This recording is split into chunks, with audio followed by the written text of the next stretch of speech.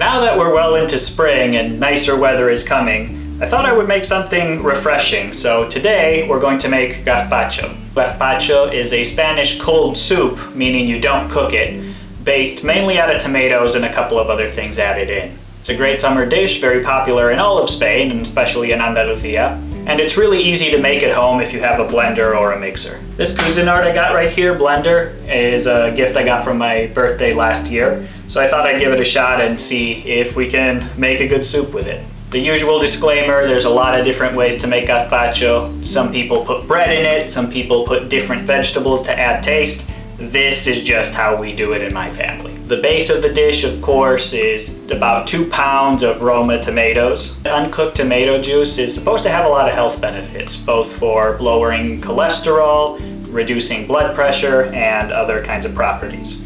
Some people say you should peel these before blending them. I've always preferred to just leave the peel on. If you have a good blender, it'll mix in with everything else and you won't notice it. The texture won't stand out too much. Plus, tomato peels are a good source of vitamin C and other nutrients. I got a large cucumber as well, a green bell pepper, a quarter of which we'll put in with the gazpacho and the other 3/4 of which will serve as a topping, an onion where it's much of the same story, 1 clove of garlic, pepper, salt, a little bit of cumin, which we're going to put in for some extra taste, olive oil, as always, it's not a Mediterranean recipe without olive oil, and some balsamic vinegar. Some people like to add a little bit of sugar to gazpacho just to make it a little sweeter, but if you're using balsamic vinegar, it already adds a little bit of sweetness, so we're not going to do that. Let's start with the pepper.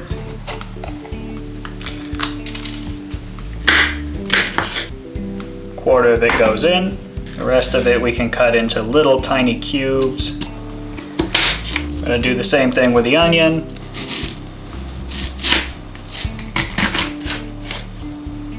Toss in a quarter.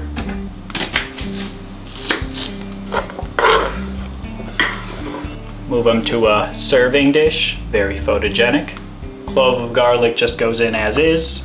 And we actually don't need to cut the tomatoes too much because the blender will do most of the work. I do suggest cutting them in half to make it a little easier to fit them all inside. This blender holds 6 cups of liquid, which is exactly enough for this recipe, but before you do the first round of blending, you may have an extra tomato and this cucumber, which are definitely not going to fit inside. Let's go ahead and add our 3 tablespoons of olive oil, 3 tablespoons of balsamic vinegar, and just half a teaspoon of cumin. And go.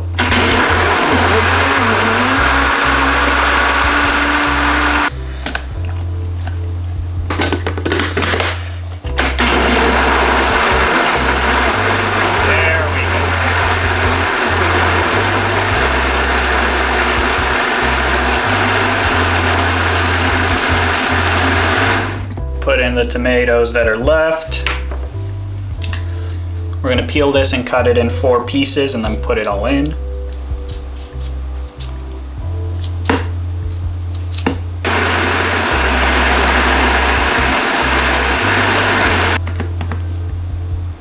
All I'm going to do now is put this into another bowl so I can move it to the refrigerator and chill it, because gazpacho is best had cold.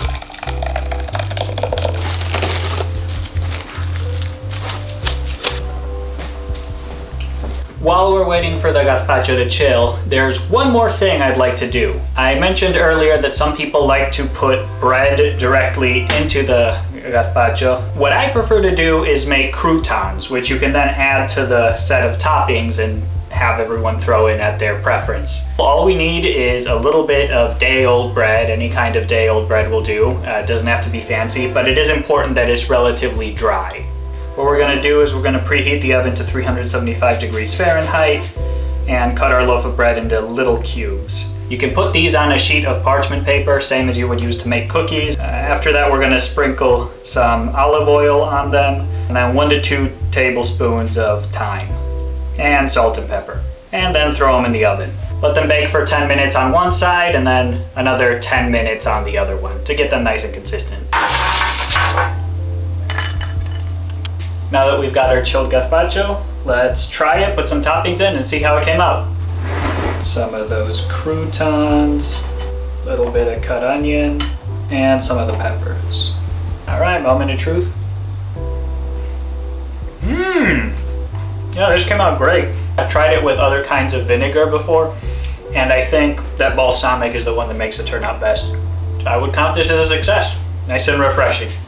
Hope everyone gets a chance to make this at least once as the warmer months come ahead in the summer. Thank you for watching. If you like this video, feel free to leave a comment and a like down below. And as always, don't cook angry.